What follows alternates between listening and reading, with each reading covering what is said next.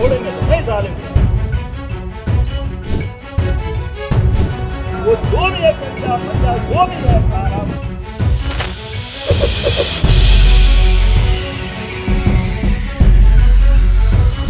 वो जहां भी दिखेगा हम छोड़ेंगे तो नहीं साले को। उसने जो है योगेश डिंगरी पे हमला नहीं करा है, उसने उत्तराखंड की अस्मिता पे हमला करा है। वो जो भी है गंजा पंजा जो भी है सारा उसका पट्टा होगा कहाँ का वो उसकी ऐसी की तैसी हमारा एक बच्चा भी कर देगा और ये होगा। इन्होंने जो है मधुमक्खी के छत्ते पे हाथ डाल दिया है। नमस्कार। लोगों का यह गुस्सा, ये तेवर उन शराब माफियाओं के खिलाफ है जिन्होंने ऋषिकेश के पत्रकार को पीटा। लोगों का यह गुस्सा उन नेताओं के खिलाफ भी है, उन पुलिस वालों के खिलाफ भी है जिनकी सरपरस्ती में ये शराब माफिया पनप रहे हैं। आखिर क्यों प्यारे से पहाड़ में शराब माफियाओं का इतना भपका है, इसकी वजह और पूरा तंत्र आपको इस वीडियो में आगे बताएंगे। लेकिन पहले इस पूरे मामले को समझ लेते हैं कि आखिर मामला है क्या। मामला एक तारीख का है जब ऋषिकेश के इंदिरा नगर में निजी चैनल के रिपोर्टर योगेश डिमरी को कुछ लोगों ने बुलाकर इतनी बुरी तरह पीटा कि उनको एम्स में भर्ती कराना पड़ा। उनको 14 टांके आए हैं और हालत काफ़ी सीरियस हो गई है। अब सवाल यह है कि आखिर पीटा क्यों। बताया यह जा रहा है कि डिमरी कुछ समय से शराब माफियाओं के खिलाफ खबरें लिख रहे थे, बोल रहे थे, जिससे खुंदक खाए माफियाओं ने उसको बुरी तरह पीटा। ये मारपीट के दौरान ली गई वीडियो है जिसमें पत्रकार को धमकाया भी जा रहा है। इन गुंडों की हिम्मत देख रहे हैं आप। पीट भी रहे हैं, वीडियो भी बना रहे हैं और फैला भी रहे हैं और धमकी भी दे रहे हैं, जो सिर्फ ये बताने के लिए है कि जो उखाड़ना है उखाड़ लो। आज के बाद सुन ले, कान खोल के बता दिया तेरे को मैंने। कोई नहीं फुटा ड्रामे ना दिखावे। पौधा भी मारू बस रहने दो। पुलिस ये करवा रही काट दूंगा। तमन चला भले ही इस मामले में पुलिस ज्यादा कुछ न कर पाई हो, लेकिन उन्होंने इस गंजे को गिरफ्तार किया है। इसका नाम है सुनील गंजा, जो ऋषिकेश का एक हिस्ट्री सीटर है। बहरहाल बाकी गुंडों की तलाश और गिरफ्तारी होनी बाकी है। लोगों का गुस्सा अभी ठंडा नहीं हुआ है क्योंकि पुलिस भी सवालों के घेरे में है। इसीलिए तो एसएसपी ने लोगों के इस गुस्से को भांपते हुए पूरी एसओजी देहात को ही खत्म कर दिया है और ऋषिकेश और रायवाला थाने में पिछले 10 सालों से तैनात अधिकारियों और कर्मचारियों का ट्रांसफर अलग अलग थाना चौकियों में कर दिया है। खैर, उन वजहों को छोड़िए, लेकिन पुलिस को यह पता होना चाहिए कि माफिया वक्त आने पर पुलिस को भी नहीं छोड़ते। उनका भी ऐसा हाल कर सकते हैं जैसे योगेश डिमरी का किया है।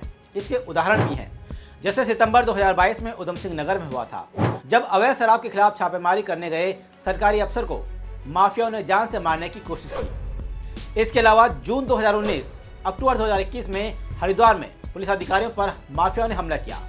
मई 2019 में टिहरी गढ़वाल में भी शराब बनाने वाली अवैध फैक्ट्री पर छापा मारने गई पूरी पुलिस टीम पर माफियाओं ने हमला कर उन्हें जख्मी कर दिया।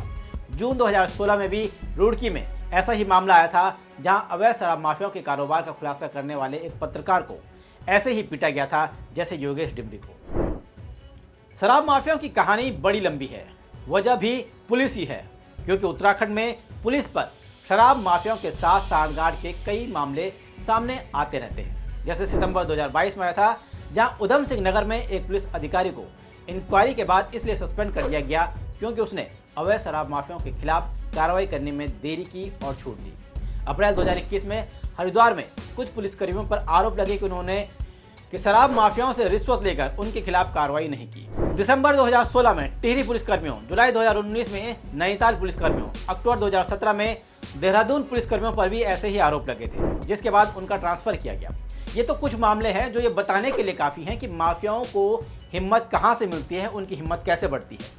और अब बताते हैं इनका राज आखिर स्थापित कौन करता है, क्यों इन माफियाओं को किसी से डर नहीं लगता।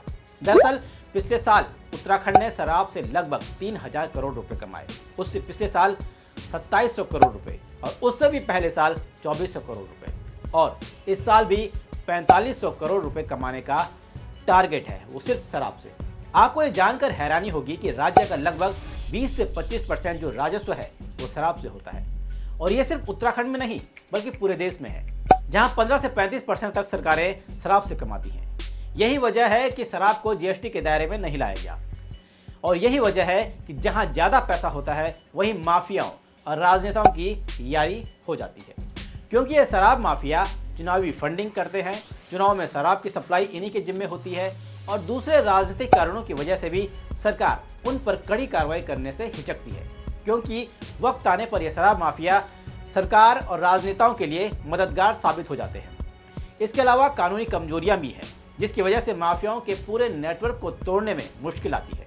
उत्तराखंड में शराब माफिया सरकार से छुपकर गुप्त डिस्टिलरी लगाते हैं और उनमें शराब बनाते हैं। ये गाँव में ज्यादा होता है, जबकि कस्बे और शहरी इलाकों में अवैध शराब बनाने के लिए अक्सर कम गुणवत्ता वाले या नकली कच्चे माल का इस्तेमाल होता है, जिसकी वजह से शराब सस्ती तो बनती है लेकिन खतरनाक होती है। अगर केमिकल में जरा सी ऊंच नीच हो गई तो जानलेवा भी हो सकती है। वहीं बड़े शहरों में जैसे देहरादून, हरिद्वार, उधम सिंह नगर, इनमें माफिया अपने नेटवर्क के जरिए शराब की तस्करी करते हैं, और इस तस्करी में ट्रक, वैन और यहाँ तक कि पैदल चलने वाले व्यक्तियों का भी सहारा लिया जाता है।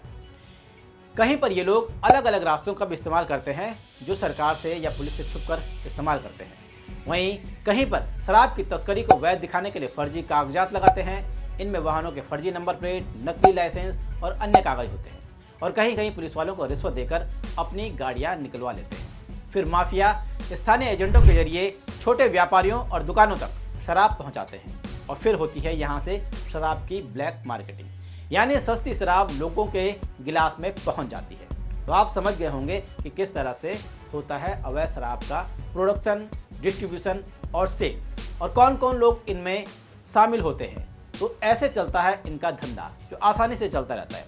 इसके लिए इन माफियाओं ने अपने कुछ नियम भी बनाए हैं, जैसे भ्रष्ट अधिकारियों की पहचान करते हैं, उनसे सांठगांठ करते हैं ताकि उन्हें कानूनी कार्रवाई से बचाया जा सके। और अगर माफियाओं के कारोबार में कोई हस्तक्षेप करता है तो फिर उसका हाल योगेश डिमरी की तरह कर देते हैं, क्योंकि उनको पता है कि उन पर कोई कार्रवाई तो होगी नहीं, और अगर हुई भी तो बड़े वकीलों के जरिए वो आसानी से बच निकलेंगे। और इस मामले में यानी योगेश डिमरी वाले मामले में भी यही होगा। तो फिर सवाल ये उठता है कि आखिर करें तो करें क्या? तो क्यों ना उत्तराखंड में ही शराब पर पूरी तरह से बैन लगा दिया जाए, और जिन राज्यों में बैन है वो भी तो अच्छे तरीके से चल रहे हैं, उत्तराखंड से अच्छे चल रहे हैं।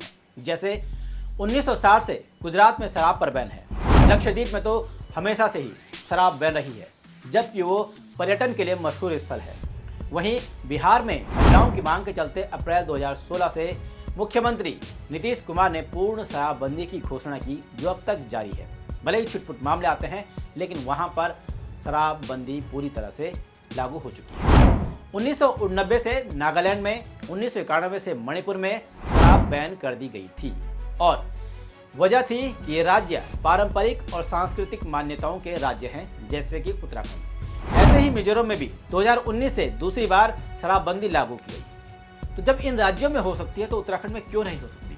ऐसा नहीं है कि यहाँ के लोग नहीं चाहते, बल्कि यहाँ की सरकारें नहीं चाहती। यहाँ के लोग तो चाहते हैं, क्योंकि 1970 के दशक में गढ़वाल और कुमाऊं में महिलाओं ने शराब के खिलाफ आंदोलन चलाया था, और यह आंदोलन जन आंदोलन बन गया था। वहीं जब 1994 में उत्तराखंड राज्य के गठन की मांग हो रही थी, तो इस मांग के साथ साथ शराब के खिलाफ भी आंदोलन चलाए गए। इस समय महिलाओं और सामाजिक कार्यकर्ताओं ने शराब माफियाओं के खिलाफ प्रदर्शन किए और शराबबंदी की मांग की। वहीं उत्तराखंड बनने के बाद 2011 में पौड़ी, गढ़वाल और चमोली जिलों में शराब माफियाओं के खिलाफ आंदोलन हुए। आंदोलन के बाद कुछ क्षेत्रों में शराब की दुकानें बंद की गई। 2017 में राज्य के कई हिस्सों में महिलाओं ने शराब माफियाओं के खिलाफ बड़े पैमाने पर आंदोलन किए। 2020 में हरिद्वार और रुड़की के कई क्षेत्रों में अवैध शराब के कारोबार के खिलाफ आंदोलन हुआ, जिसके बाद पुलिस ने कई इलाकों में छापेमारी की और अवैध शराब के कारोबार से जुड़े लोगों को गिरफ्तार किया। और तो और कई बार तो ग्राम सभाओं ने खुद ही अपने इलाकों में शराब पर प्रतिबंध लगा दिया। जैसे चमोली का रैनी गांव, ये गांव चिपको आंदोलन के लिए भी जाना जाता है। वहीं चमोली का ही जैसाल गांव भी है। इस गांव में शराब पीने पिलाने पर रोक लगा दी गई है, और ऐसा करते हुए पकड़े जाने पर 5,000 रुपये का जुर्माना भरने के साथ साथ उस व्यक्ति का गांव में प्रवेश बंद है। एक ग्राम सभा ने किया है। इसके अलावा पिथौरागढ़ के मुंशियारी का बेड़ूबहर गाँव, यहाँ भी शराब प्रतिबंधित है। यहाँ महिलाओं के शराब के खिलाफ आंदोलन के बाद ये फैसला लिया गया। गोपेश्वर के आसपास कुछ गांवों में महिलाओं ने शराबबंदी लागू करवाई। गैरसैंण के पंजाण गांव में महिलाओं ने शराबबंदी की। ऐसे ही उत्तरकाशी के नौगांव, धराली गांव, पौड़ी का दूधातोली गांव में भी शराब पर बैन है। तो जब इन गांवों में लोग शराब पर बैन लगा सकते हैं तो सरकार प्रदेश में क्यों नहीं लगा सकती? यही एक बड़ा रास्ता है प्रदेश में शराब माफियाओं पर नकेल कसने का, क्योंकि अवैध शराब का प्रोडक्शन, डिस्ट्रीब्यूशन और सेल एक व्यापक नेटवर्क के तहत होता है, जिसे खत्म करना काफी जटिल है। और भारत का जस्टिस सिस्टम तो पता ही है, माफियाओं के खिलाफ मुकदमा तो दर्ज हो जाता है, लेकिन उसका निपटारा कई सालों तक नहीं होता। और इस टाइम में वो माफिया अपने कारोबार को और अपनी ताकत को भी बढ़ा लेते हैं और पॉन्टी चड्डा जैसे शराब माफिया बन जाते हैं। इसके अलावा जनता भी कुछ हद तक कसूरवार है, क्योंकि अवैध शराब की डिमांड उन्हीं की होती है। गरीब और कम आय वाले लोग जिनको कम दामों में अवैध शराब मिल जाती है, उनके लिए माफिया रहनुमा से कम नहीं है। ऐसे में माफियाओं को अपना कारोबार बनाए रखने में ज़्यादा दिक्कत नहीं होती। ऐसे ही और भी कई कारण हैं जिनके चलते शराब माफियाओं का उत्तराखंड में राज स्थापित होता है और दूसरे राज्यों में भी। तभी तो डीपी यादव, पॉन्टी चड्डा जैसे माफियाओं के लिए उत्तराखंड सबसे बढ़िया जगह बना। उत्तराखंड की क्योंकि खुली सीमाएं हैं, इसकी वजह से अवैध शराब के व्यापार में आसानी रहती है। पुलिस बल भी यहाँ कमजोर है, टेक्नोलॉजी का भी वो इस्तेमाल नहीं करते। इसीलिए उत्तराखंड में शराब माफियाओं पर लगाम लगाना है तो सख्त कानून बनाना होगा, उसे लागू करने के लिए भी ठोस नीति लानी होगी और उसके दायरे में माफियाओं के साथ साथ सांठ-गांठ करने वाले अफसर भी आने चाहिए। शराब माफियाओं के खिलाफ जब तक स्पेशल पुलिस टास्क फोर्स नहीं बनेगी, इन माफियाओं के हौसले बने रहेंगे। और आजकल तो टेक्नोलॉजी का जमाना है, पुलिस को हाईटेक टेक्नोलॉजी देनी चाहिए, जैसे ड्रोन, सीसीटीवी कैमरे और डेटा एनालिटिक्स, ताकि अवैध गतिविधियों का पता लगाया जा सके।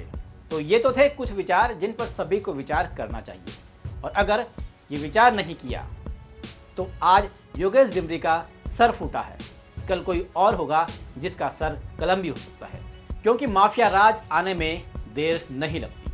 नमस्कार। वो जहां भी दिखेगा छोड़ेंगे तो नहीं साले।